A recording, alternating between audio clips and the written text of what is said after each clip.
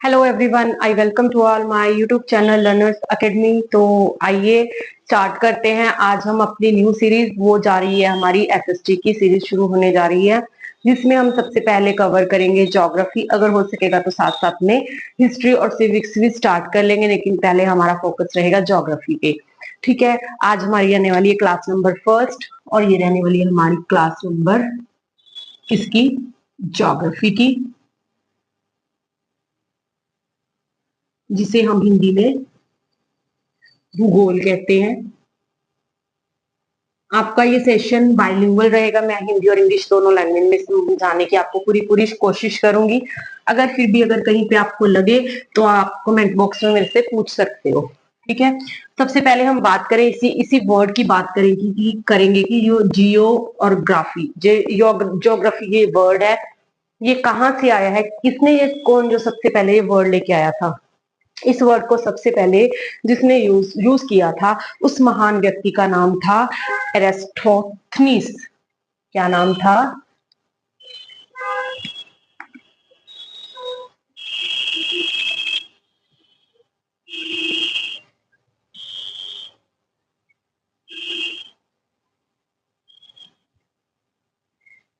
एरिस्टोथनीस।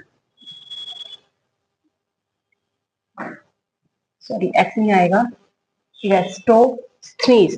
ठीक है, हिंदी में भी हम इसको यही बोलेंगे। क्या कहेंगे?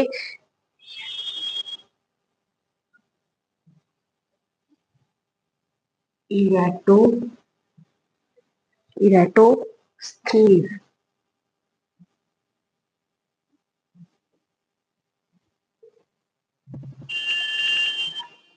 इरेटोस्थनीस। ठीक है, इनको हम और क्या कह सकते हैं? इनको हम फादर ऑफ ज्योग्राफी भी बोल सकते हैं।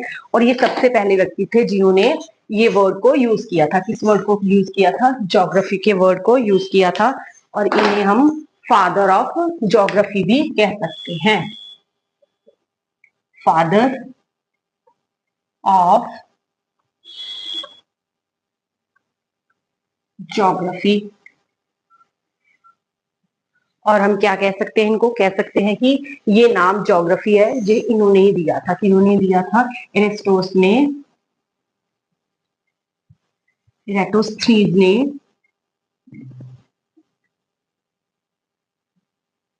ज्योग्राफी वर्ड यूज किया था फर्स्ट टाइम।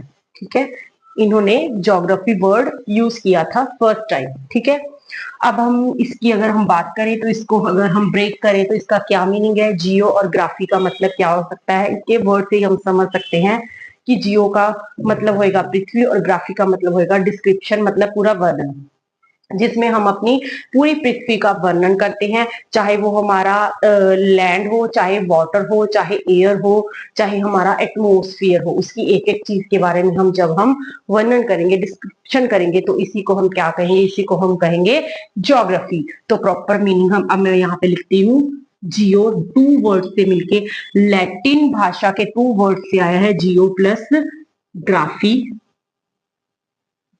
जियो का मीनिंग है पृथ्वी, और ग्राफी का मतलब है डिस्क्रिप्शन, मतलब वर्णन। पृथ्वी मतलब अर्थ, अर्थ। ठीक है, जिसे हम हिंदी में पृथ्वी,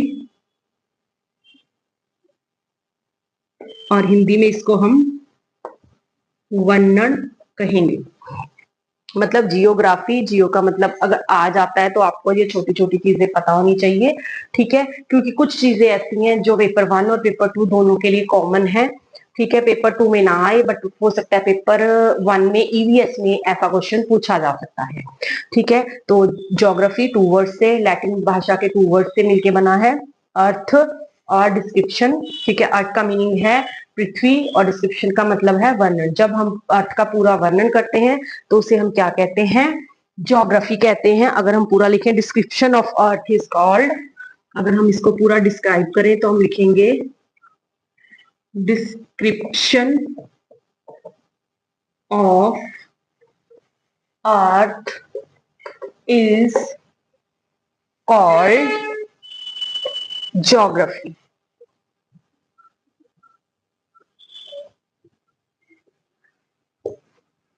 ज्योग्राफी, आई होप इतना आपको अंडरस्टैंड हो गया होगा। अब अगर हम बात करें तो सबसे पहले हम बात करेंगे कि जब हम अपनी पृथ्वी के पास जाते हैं, हम अपनी ज्योग्राफी की पूरी वर्णन करते हैं, डिस्क्रिप्शन करते हैं, तो हमारी पृथ्वी जो है वो कैसे दिखाई देती है, वो ऐसे ऐसे हमें मोस्टली हम कहते हैं ऐसे गोल होती है। ये क्या है हमारी पृथ्वी, ये क्या है हमारी अर्थ। ओ अर्थ का ये जो मॉडल है इसको हम क्या कहते हैं, इसी को हम क्या कहेंगे, इसको ग्लोब कहेंगे। ठीक है, ये क्या है हमारा ग्लोब है। ठीक है, तो हम क्या कहेंगे, the model of earth is called globe. ठीक है, अर्थ का ये जो मॉडल है जिसपे ऐसे ऐसे लाइंस लगी होती हैं कुछ और इस पे हमें पता चलता है, क्या पता चलता है इससे हमें, हम किसी भी जगह की डायरेक्शंस का पता लगा सकते हैं। We find out the direction of any place, location of any place and temperature of any place with the help of globe. I hope understand ki what we did with the help of globe. We measure location, we measure temperature, find out locations and find out और क्या find out कर सकते हैं, directions find out कर सकते हैं with the help of globe. यहाँ पे मैं लिख सकती हूँ, इसकी हेल्प से हम क्या क्या फाइंड आउट कर सकते हैं, लोकेशंस, किसी भी प्लेस की लोकेशन को फाइंड आउट कर सकते हैं, डायरेक्शंस को फाइंड आउट कर सकते हैं और डेट और टाइम का पता लगा सकते हैं। डेट और टाइम का पता भी हम इसी ग्लोब की हेल्प से लगाते हैं।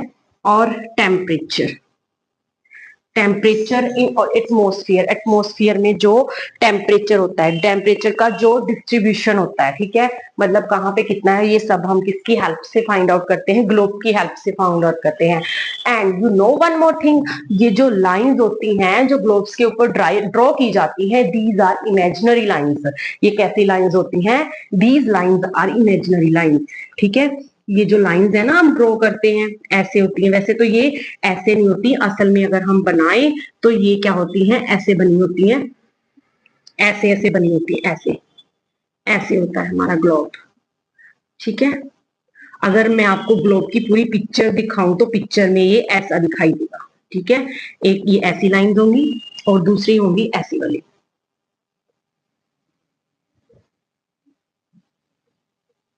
ऐसी वाली। ठीक है, ऐसी जो कुछ शक्ल दिखाई देगी हमारे ग्लोब की, ये क्या है, ग्लोब है। ग्लोब क्या है, the model of the earth है, जिससे हम फाइंड आउट करते हैं location, direction, date, time and temperature distribution. ठीक है, और ये जो लाइंस होती हैं, these lines are the lines on the global are imaginary lines.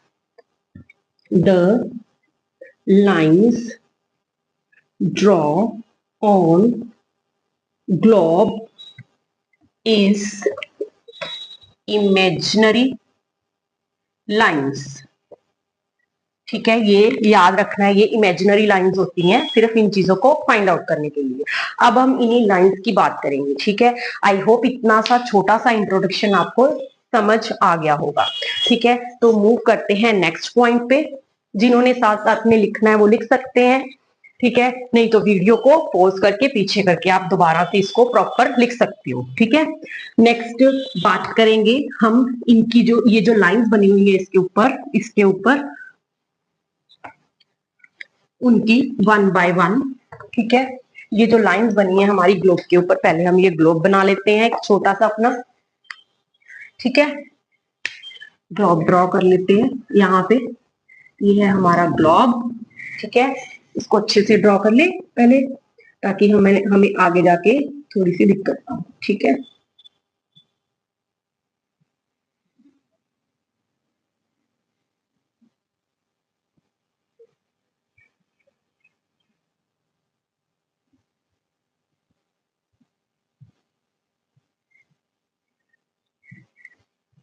ये रहा हमारा ग्लोब। क्या है, ये हमारा ग्लोब है। ठीक है, this is our globe. Okay, got it. और ग्लोब के ऊपर ये जो लाइन है ये इमेजिनरी लाइन है। अब इन्हीं लाइन की वन बाय वन बात करेंगे। ठीक है, ये लाइंस हैं, टू टाइप्स की लाइंस हैं, एक होती है लॉन्गिट्यूड, दूसरी होती है लैटिट्यूड्स। पहले हम बात करेंगे कौन सी लाइंस की, पहले हम बात करेंगे कौन कौन सी लाइंस होती हैं ये, लैटिट्यूड एंड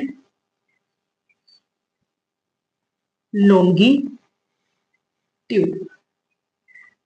लाइंस, जिसे हम हिंदी में, इसे हम अक्षांश रेखाएं, उसे हम दिशांतर रेखाएं बोलेंगे।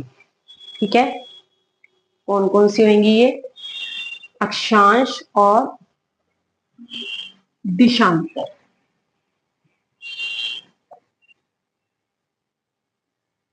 इसको हम बोलेंगे अक्षांश, इसको हम बोलेंगे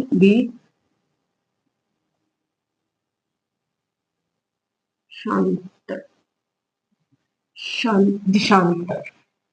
थोड़ी सी हिंदी वीक है तो आप लोग देख लेना इसके स्पेलिंग्स प्लीज।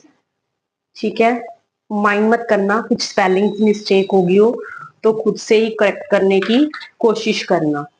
देशांतर, देशांतर। ठीक है, देशांतर, अक्षांश और देशांतर रेखाएं कहते हैं हम इनको। हम इन्हीं पे बात करेंगे वन बाय वन। पहले हम बात करेंगे कौन सी, लैटिट्यूड लाइंस की। कौन सी बात करेंगे सबसे पहले हम, लैटिट्यूड लाइंस की।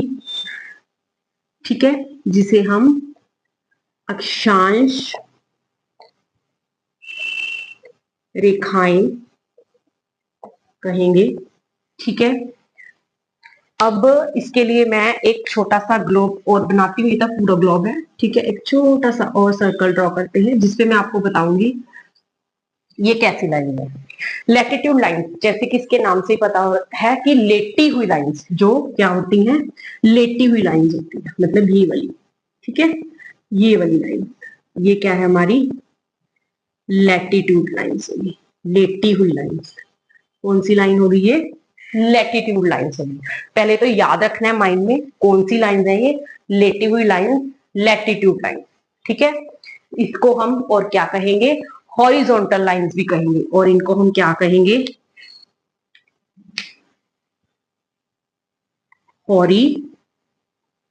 Horizontal lines. ठीक है, this is also known as horizontal lines. ठीक है, अगर मैं आपको फिर से एक बार बताऊं और, ठीक है, ये तो मैंने सिर्फ आपको समझाया। ठीक है, कौन सी लाइन होती है, लेटी हुई लाइंस, लॉन्गिट्यूड लाइंस। अब हम फिर से बात करेंगे, क्या बात करेंगे इसी के ऊपर, कि ये जो लाइंस होती हैं, आपको पता है ये जो ग्लोब है, ग्लोब के ऊपर ये जो लाइन होती है ये सीधी नहीं होती, जैसे पहले मैंने सीधी ड्रॉ की थी ना, सीधी नहीं होती। ठीक है, ये सर्कल में होती है। ठीक है, ऐसे करके, ऐसे करके बनी होती है, ऐसे करके बनी होती है। ठीक है, समझ गए, सर्कल में होती है। और दूसरा पॉइंट क्या आ गया हमारा निकल के, ये हॉरिजॉन्टल होंगी। और दूसरा पॉइंट हमारा निकल के आएगा कि ये वाली जो लाइंस होती हैं ये सर्कल होती हैं। Latitude lines are circle, latitude lines are circle. ठीक है, अगर क्वेश्चन आए तो हम क्या बोलेंगे, हॉरिजॉन्टल होती हैं, बट इन्हें हॉरिजॉन्टल लाइंस भी कहा जाता है, बट ये सर्कल में होती हैं, ऐसे ऐसे घूमी घूमी। ठीक है, आगे भी और पीछे भी। जैसे अगर हम बॉल ले लें कोई अपने हाथ में, उसके ऊपर ड्रॉ करें तो पूरा आगे से पीछे तक ऐसे सर्कल बनेगा। ठीक है, तो वो क्या हो जाएगा, हमारा प्रॉपर सर्कल हो जाएगा। ये पॉइंट भी क्लियर हो गया आपको। ठीक है, अब नेक्स्ट मूव करते हैं नेक्स्ट पॉइंट पे। नेक्स्ट पॉइंट क्या है हमारा, नेक्स्ट पॉइंट क्या है, नेक्स्ट पॉइंट है कि हमारा ये जो है ग्लोब है, ग्लोब के ऊपर यहाँ पे एक सेंटर में लाइन होती है। ठीक है, इसको हम क्या कहते हैं, इक्वेटर लाइन कहते हैं। ठीक है, ये हमारा हो गया वेस्ट, ये हमारा हो गया ईस्ट। ठीक है, और ये हमारा हो गया सेंटर पॉइंट। ठीक है, ये जो लाइन होती है इसे हम क्या कहेंगे, equator, equator line. Next point हमारा निकल के आ रहा है कि ये जो इक्वेटर लाइन है ये हमारे ये जो ग्लोब है, हमारी पृथ्वी है, उसको टू पार्ट्स में डिवाइड करती है। कौन कौन से टू पार्ट्स में डिवाइड करती है? एक तो नॉर्थ हेमिस्फीयर में और एक साउथ हेमिस्फीयर में। देखो ऊपर नॉर्थ हो गया, नीचे साउथ हो गया। ठीक है, अब नेक्स्ट पॉइंट हमारा निकल के आ रहा है कि जो इक्वेटर लाइन है इक्वेटर लाइन हमारी पृथ्वी को टू उसमें डिवाइड करती है, किसमें? नॉर्थ हेमिस्फीयर में और ग्लोब को और साउथ हेमिस्फीयर में। तो हम लिख सकते हैं it divide globe into north two parts. कौन कौन से two parts? North hemisphere sphere and south hemisphere and south hemisphere. I hope ये जो 3-4 पॉइंट्स लिखे हैं मैंने आपको प्रॉपर अच्छे तरीके से समझ आ गए होंगे, क्योंकि ये हमारा जो है वो बेस है। ठीक है, अगर आपको ये नहीं समझ आएगा तो आपको आगे जाके कुछ नहीं समझ आएगा हिस्ट्री का, इसका ज्योग्राफी का। ठीक है, तो इसको समझने के लिए, टाइमलाइन समझने के लिए और आगे हमारी पृथ्वी को अच्छी तरह से समझने के लिए ये बहुत जरूरी है। ठीक है, बहुत चीजें इस पे जो है वो बेस्ड है। ठीक है, और नेक्स्ट अगर हम बात करें, ये हमारा सब कुछ हो गया। और अगर एक और बात बताती हूँ मैं आपको। नेक्स्ट पॉइंट पे अगर हम आए तो हमारा ये जो ग्लोब है इसके ऊपर ये जो लाइंस बनी होती है, मतलब मैंने बताया ना कि सर्कल में होती है, जितना ये आगे उतना ये इसके पीछे भी है। ठीक है, क्या है? इसके पीछे भी ऐसे ऐसे ऐसे बनी होती है लाइन से, ऐसे। ठीक है, ऐसे जितना ये आगे है उतना ही ये पीछे है, ऐसे। Got it? और ये वाला जो पॉइंट है, ये वाला पॉइंट हमारा क्या होता है? 0 डिग्री। ठीक है, ये वाली लाइन जो होती है हमारी 0 डिग्री होती है। ऐसे ही हमारी आगे लाइंस जो बनती जाती हैं, बनती जाती हैं, बनती जाती हैं, बनती जाती हैं, बनती जाती हैं, तो ये 1 2 3 4 5 6 7 8 ऐसे करके ये यहां तक क्या हो जाता है? ये पॉइंट्स हमारे 90 डिग्री तक हो जाते हैं, या पॉइंट्स। मेरे वर्ड्स पे ध्यान देना, मैं लाइन बोल रही हूँ या पॉइंट्स बोल रही हूँ, ध्यान देना। लाइंस और पॉइंट्स दोनों अलग चीजें हैं। यही चीज आपको एग्जाम में कंफ्यूज करती है बेटा। तो आपने क्या देखना है कि ये जो पॉइंट्स हैं ये 0 डिग्री से स्टार्ट होते हैं। ये पॉइंट्स ये यहां से स्टार्ट होके 1 2 3 4 ऐसे करके 90 डिग्री पे फिनिश हो जाते हैं। ऐसे ही सेम ये 0 डिग्री से स्टार्ट होते हैं, 1 2 3 4 5 6 7 ऐसे साउथ की तरफ भी 90 डिग्री पे जाके खत्म हो जाते हैं। पॉइंट्स की बात कर रही हूँ। इट मीन्स कि ये जो हमारे ग्लोब के ऊपर ये जो टोटल पॉइंट्स हैं लैटिट्यूड लाइंस के, लैटिट्यूड जो हमारे लैटिट्यूड पॉइंट्स हैं वो कितने हैं? 90 डिग्री है, फिर ये प्लस 0 डिग्री है, फिर ये प्लस 90 डिग्री है। ठीक है, तो कितने हो गए ये टोटल? 90 ये हो गए, 1 ये हो गया और 90 ये हो गए, 180 और प्लस 181 डिग्री, मतलब 81 डिग्री नहीं, 81 पॉइंट।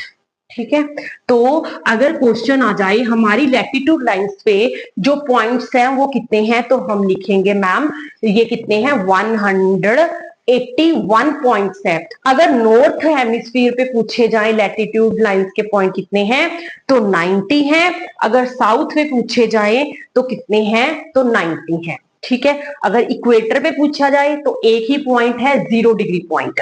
ठीक है, अगर अब हम नेक्स्ट बात करेंगे लैटिट्यूड लाइंस की। ठीक है, लैटिट्यूड लाइंस की। ठीक है, लैटिट्यूड लाइंस की मैं बात करूं तो हमारी ये जो ग्लोब है उस पे लाइंस कितनी है? ठीक है, लाइंस कितनी होंगी? देखो ये तो पॉइंट्स है, लाइन नहीं है, ये तो खत्म हो गया, ये खत्म हो गई क्योंकि ये पॉइंट्स है, सिर्फ लाइंस नहीं है। तो ये सारी जो है वो लाइंस थी। ठीक है, 1 2 3, तो कितनी होगी? 1 यहां से माइनस कर दो, 1 यहां से माइनस कर दो। ठीक है, तो कितनी हो जाएंगी ये? 1 यहां से माइनस की, 1 यहां से माइनस की, कितनी होगी? 89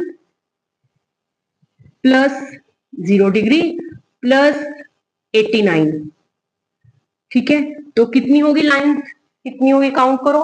89 और 89 कितनी होगी, 2 माइनस कर दो डायरेक्ट इसमें, तो जो होगी 179 लाइन्स। ठीक है, ये हमारी लाइन्स है और ये हमारे पॉइंट्स है।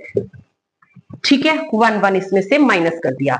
ठीक है, एक बार मैं फिर से आपको डिटेल में समझाती हूँ, ध्यान से समझो। हमारा जो ग्लोब है उसके बीच में एक लाइन है, ये जो लाइन है इसे हम क्या कहते हैं, इक्वेटर कहते हैं। ठीक है, भूमध्य रेखा बोलते हैं, हिंदी में हम इसे क्या बोलेंगे, भूमध्य रेखा बोलेंगे। और भूमध्य रेखा में 2 पॉइंट्स हैं, नॉर्थ और साउथ पॉइंट, और ये पॉइंट्स हैं हमारे ग्लोब को 2 पार्ट्स में डिवाइड करते हैं, नॉर्थ हेमिस्फीयर और साउथ हेमिस्फीयर। हमारा जो नॉर्थ हेमिस्फीयर है, नॉर्थ हेमिस्फीयर पे कितने पॉइंट्स हैं, 90 हैं, और ये इक्वेटर वाला पॉइंट हो गया 0 डिग्री। 90 हमारे पॉइंट्स हैं साउथ पे है। टोटल हमारे कितने हो गए, 181 पॉइंट्स। अगर हम लाइंस की बात करें तो हम ये पॉइंट्स बीच में काट देंगे। हमारे नॉर्थ हेमिस्फीयर पे जो लाइंस है लैटिट्यूड वो कितनी है, 89, और साउथ हेमिस्फीयर पे कितनी है, 79। तो टोटल कितनी होगी, 179। आई होप आपको ये पॉइंट क्लियर आ गया होगा। इसी चीज में बच्चे कंफ्यूज होते हैं, तो इसको आप अच्छे से देख लेना। ठीक है, अब अगर आपका कोई क्वेश्चन है तो आप नीचे कमेंट बॉक्स में छोड़ सकते हो। ठीक है, अब हम नेक्स्ट हम बात करें, ये जो 2 लाइंस होती हैं, ठीक है, हमारा ये जो ग्लोब है, ग्लोब के बीच में ये जो 2 लाइंस हैं, चाहे जो ये है चाहे जो ये है, ठीक है, ये इक्वेटर है, इन दोनों लाइंस के बीच में जो डिस्टेंस है, ठीक है, ये 0 डिग्री है और ये 1 डिग्री है। इन दोनों लाइन के बीच का जो डिस्टेंस है, डिस्टेंस बिटवीन 2 लैटिट्यूड लाइंस कितना होएगा, 111 किलोमीटर, 111 किलोमीटर। ठीक है, याद रखना है। ठीक है, हमारा जो ग्लोब है, ग्लोब के अंदर से 0 डिग्री है और ये 1 डिग्री है। 1 डिग्री और 0 डिग्री के बीच में ये जो डिस्टेंस है लैटिट्यूड में, लॉन्गिट्यूड में नहीं, लैटिट्यूड में, तो ये कितना है, 111। ठीक है, 111। ये मैंने आपको बता दिया कि ये क्या है, हमारा इक्वेटर है, और ये जो पूरा सर्कल बनाता है, ठीक है, पूरा सर्कल बनाता है हमारी ये जो लैटिट्यूड है, क्या बनाता है, पूरा वृत्तांत बनाता है, सर्कल बनाता है। इस चीज को आपने याद रखना है। अपने आप में ये क्या बनाता है, एक ग्रेट सर्कल बनाता है। ठीक है, पूरा का पूरा। ठीक है, ऐसे करके जब हम ग्लोब पे लाइंस ड्रॉ करते हैं तो इसके ऊपर ये जो वो है, तो इसके ऊपर आगे ऐसे पूरा क्या बनाता है, ये वो सर्कल बनाता है। ठीक है, अपने आप में पूरा ग्रेट सर्कल